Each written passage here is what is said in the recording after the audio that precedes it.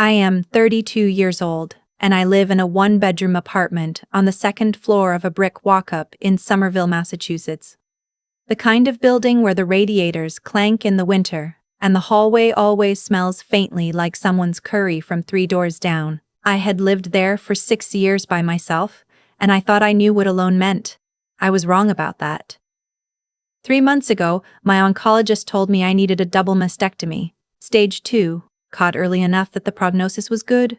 But the surgery was still a surgery, and the recovery was still going to be 8 to 10 weeks of not being able to lift my arms above my shoulders, not being able to drive, not being able to do most of the small things that hold a life together. My surgeon was very clear with me at the pre-op appointment. She said, "You need someone with you for at least the first 2 weeks, not just a friend stopping by.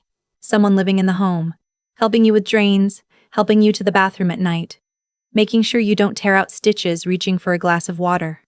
I remember sitting in that office, on the crinkly paper, and the first person I thought of was my mother.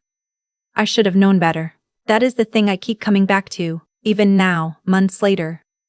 I should have known. The signs were all there. They had been there my whole life. But your mother is your mother, and when the doctor says you need someone, your brain just produces her name like it's been waiting in a drawer for 32 years. I called her that night from my couch. I had a glass of wine I was not supposed to be having and a fleece blanket pulled up to my chin, and I told her about the appointment. I told her about the surgery date, the recovery, the 8 weeks. I told her what the surgeon said about needing someone there. And my mother said, "Of course, sweetheart. Of course I'll be there. I'll come stay with you. Whatever you need." I cried. I actually cried on the phone. This big, embarrassing release of breath I didn't know I had been holding for 2 weeks. She said, "Oh honey, don't cry. We're going to get through this together." She said it twice. "We're going to get through this together." I wrote it down in my notebook the next morning because I didn't want to forget the exact words. I thought I would want to remember them later, when I was feeling better, as proof that my family had shown up for me when it mattered. I want to back up a little, because you need to understand who my mother is. Who my whole family is. I am the middle child of 3.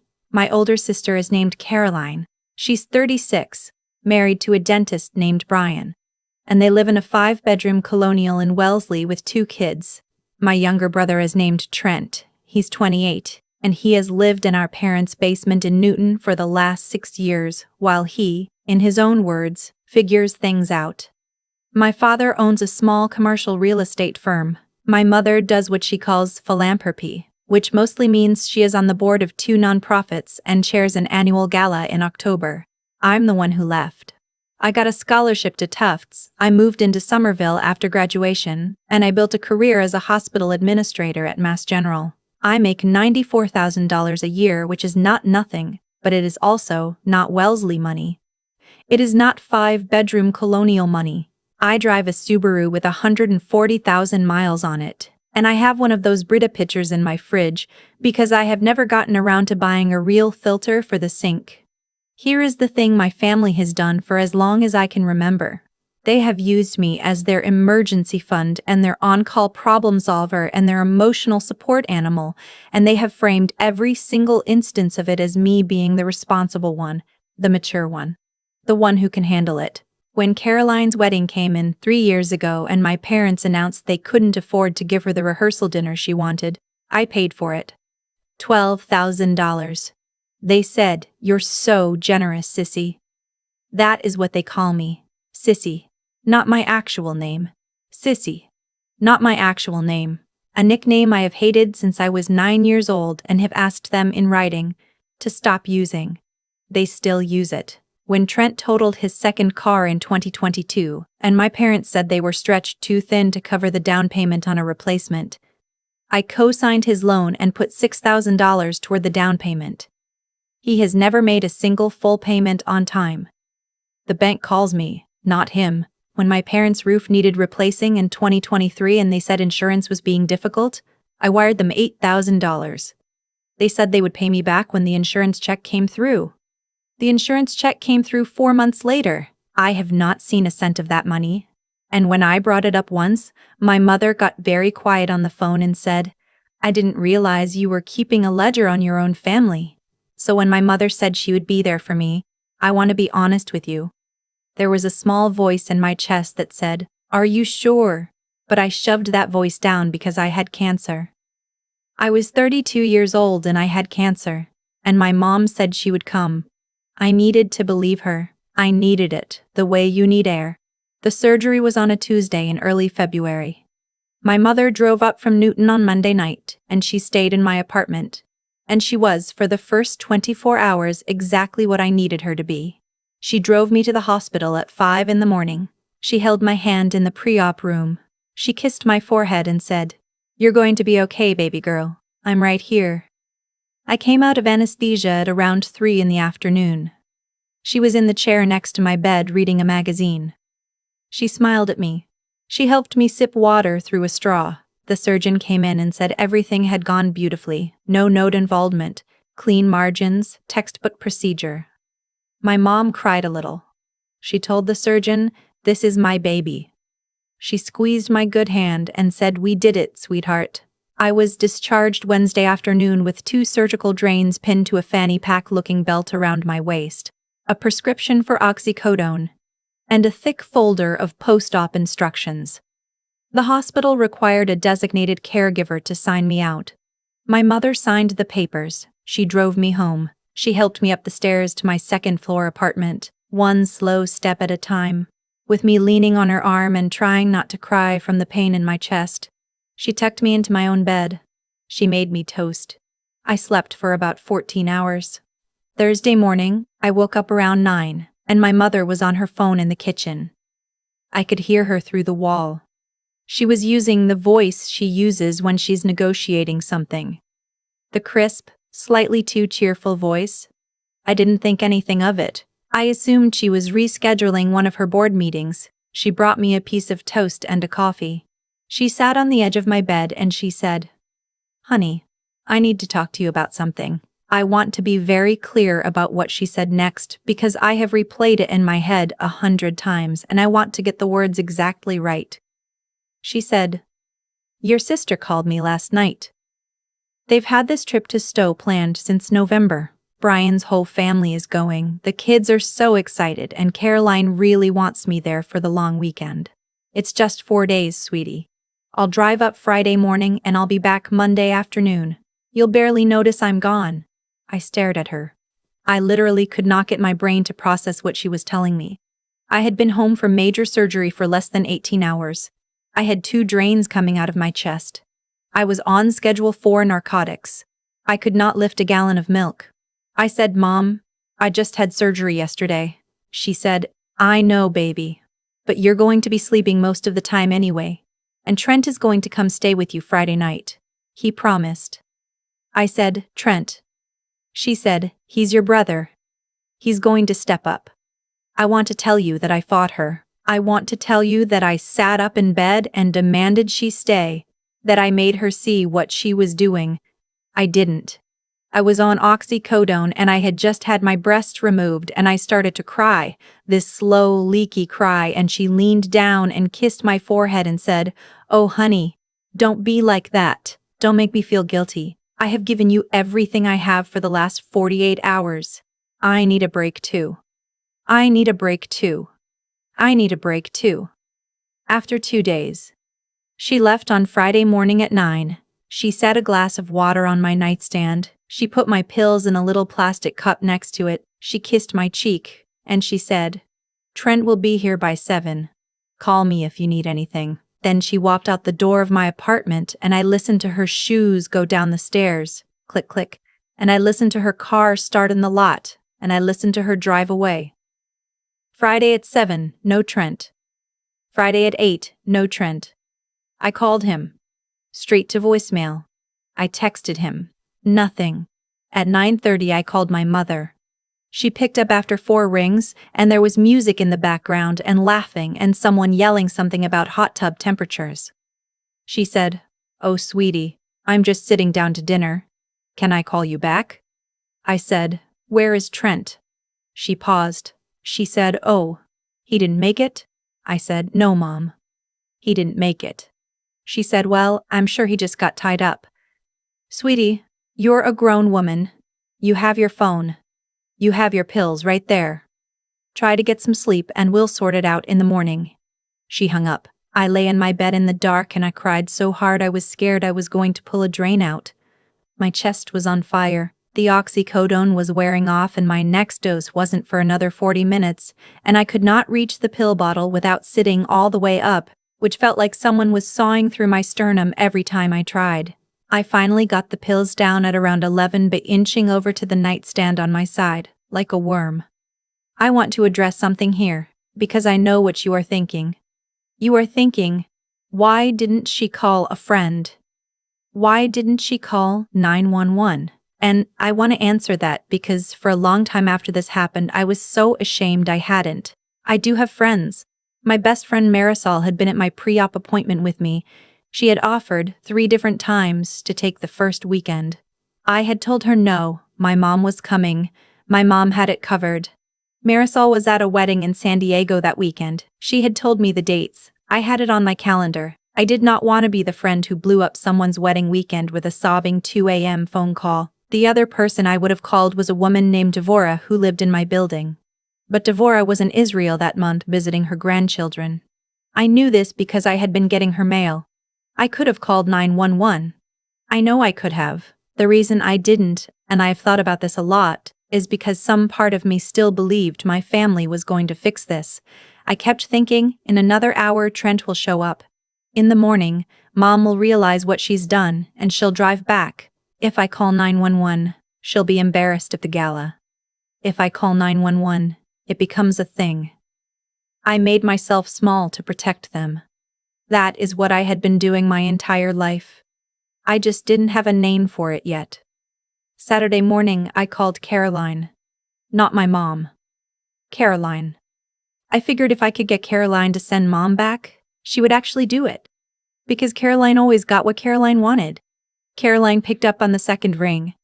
There was that same background noise. Music, laughing, the clink of glasses. I could hear children somewhere.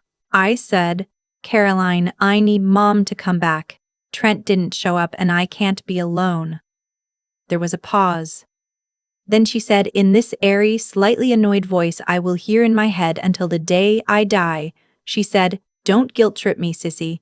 We're here to relax, not to serve you. I said, Caroline, I had surgery less than 3 days ago, she said, and I love you. And I'm so glad it went well, but Mom needs this. We all need this. You knew the dates of this trip back in November. You scheduled your surgery anyway. That was your choice.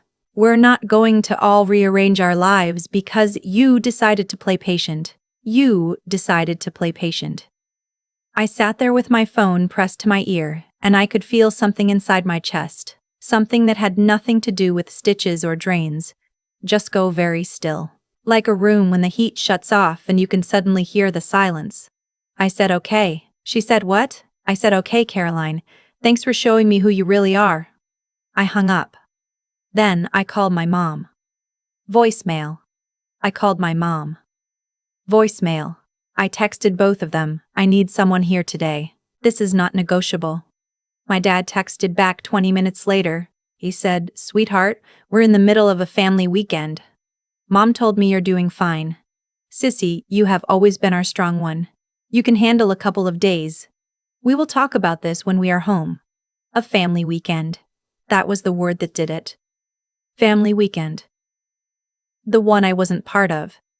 I lay there in my bed and I started, very slowly, to think. Not feel. Think. I had 8 weeks of medical leave ahead of me. I had savings. I had a credit card.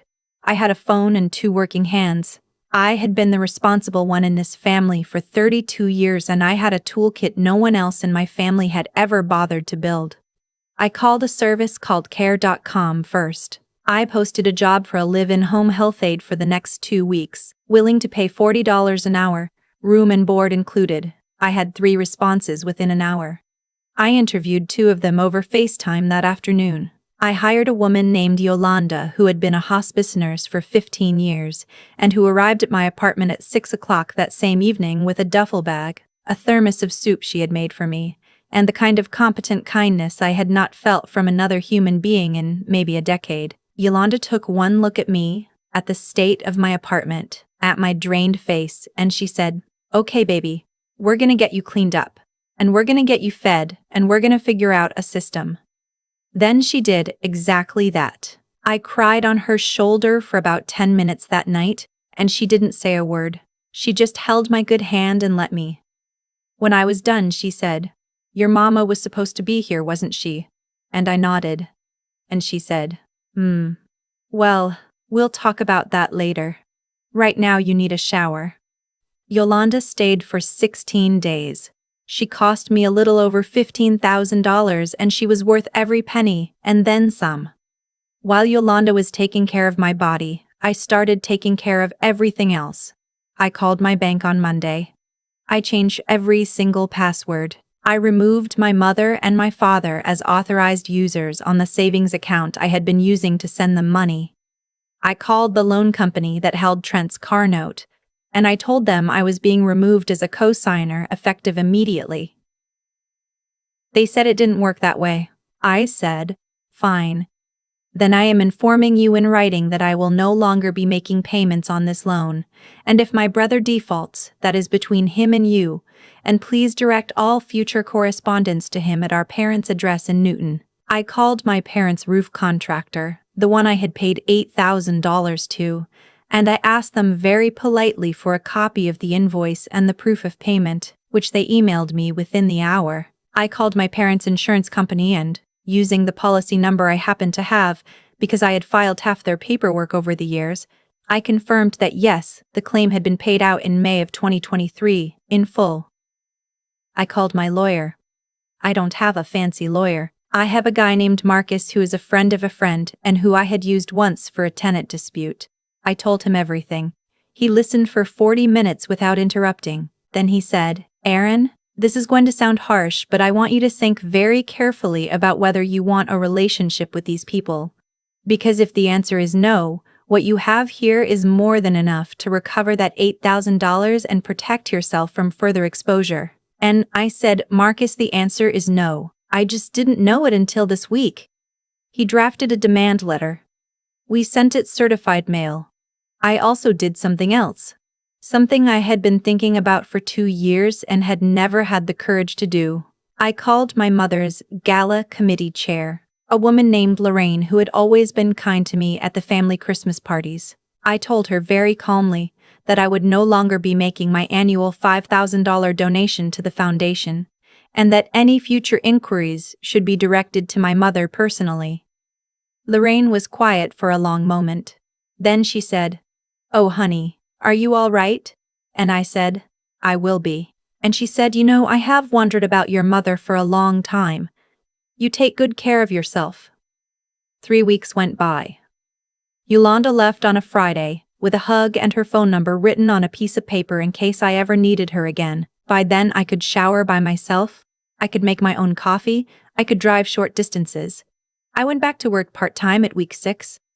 My family did not know any of this was happening. They had come back from Stowe on the Monday after the weekend. My mother had called me 4 times that day. I had not picked up. She had left a voicemail saying she hoped I had a productive weekend and that we should get dinner soon. She had not asked about my recovery. She had not asked about Trent. She had not asked about anything. I did not call her back. I did not call any of them back. The first sign that something was shifting was when Trent called me, 11 days after the surgery, at 3 in the morning. He left a voicemail that was clearly drunk, in which he said, "Sissy, the bank called me. What the hell is going on? You can't just do this to me." I saved that voicemail. I still have it. The second sign was a week later, when my father called and left a much more sober message asking if I had received some kind of statement from the insurance company, because he had gotten a strange certified letter and he wasn't sure what was going on. The third sign was when my mother showed up at my apartment. It was a Saturday afternoon in early March. I was on my couch with my laptop and a cup of tea, working on an Excel sheet for my job. The buzzer went. I looked at the camera. There she was. Her hair was done. Her makeup was done. She was holding a bouquet of pink tulips. I did not buzz her in. She stood out there for 40 minutes. She stood out there for 40 minutes. She buzzed the door 7 more times. Finally, one of my neighbors let her into the lobby and she came up to my door and she knocked, and she knocked and she said, "Sweetheart, please, open the door, this is ridiculous, I'm your mother." I sat on my couch and I drank my tea and I did not open the door. After she left, I had 63 missed messages. I read every single one. They started out wounded. Then they got angry. Then they got desperate. By the last one, she was saying, "Please, baby girl, please talk to us, please, we love you, we didn't know it was this bad, please, I want to tell you that I felt nothing. I didn't. I felt like a building was on fire inside me and I felt 12 different things at once, and one of those things, I will not lie to you, was sad. She is my mother. There is no version of this where I am not a little bit sad. But underneath the sad, there was something else, something I had never felt before in my whole life. There was a kind of quiet, like a room when the heat finally comes back on and you can hear yourself breathing. I wrote one letter to all 4 of them, my mother and my father and my sister and my brother. I sent it certified mail, the way Marcus had taught me. I told them the $8,000 from the roof needed to be in my account within 30 days or my lawyer would take the next step. I told them I was done co-signing Trent's loans and done paying for Caroline's family events.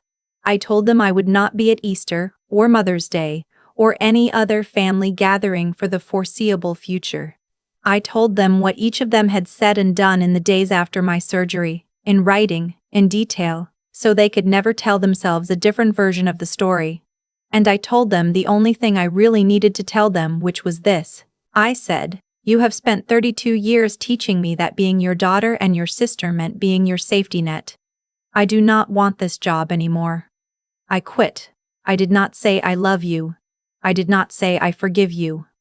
I did not say maybe someday. I just signed my name, my real name, the one they never use, and I dropped the letter in the mailbox at the corner of my street, and I walked home, and I made myself a real dinner. And I sat at my kitchen table and I ate it slowly.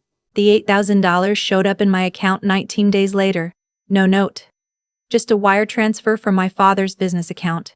It has been 7 months. I have not spoken to any of them. Caroline sent a long email in April that I did not read past the first sentence. Trent sent me a Venmo request for $1,500 in May with the memo line, "Emergency," which I declined. My mother has called me roughly once a week, every week, like clockwork. I let it go to voicemail every time. I have not listened to any of the voicemails since the first batch. My cancer follow-ups have all been clean. My scars are healing. I started seeing a therapist named Dr. Brew Cowrie, who specializes in family of origin trauma. And the first time she said to me, "You were parentified before you could even read?" I cried so hard I had to leave her office and sit in my car for 20 minutes. I have new people in my life now. Marisol comes over every Sunday and we make a giant batch of soup for the week. Yolanda and I have lunch once a month. My neighbor Devora is back from Israel and she taught me how to bake challah, the shopkeeper at the deli on the corner. A man named Hassan knows my coffee order and asks me how my recovery is going every time I come in. None of these people are my blood. All of them are my family now, in the way that actually matters, which is that they show up. There is a version of this story where I called my mother back, where I patched it up, where I forgave them and went back to being the one who held everything together and let them keep skimming off the top of my life until I was hollow. I know that version is out there somewhere, in a parallel universe, and the woman living it is exhausted and small and quiet. And she does not know yet that she is allowed to want more. I am not her anymore. I am 32 years old. I live in a 1-bedroom apartment in Somerville. My chest is healing in a long pink scar that I am learning to look at in the mirror. And for the first time in my whole life, I am no one's safety net but my own. And I am not going back. I think a lot about cause and effect now. The way one small thing, repeated for long enough, builds into a life you didn't know you were agreeing to.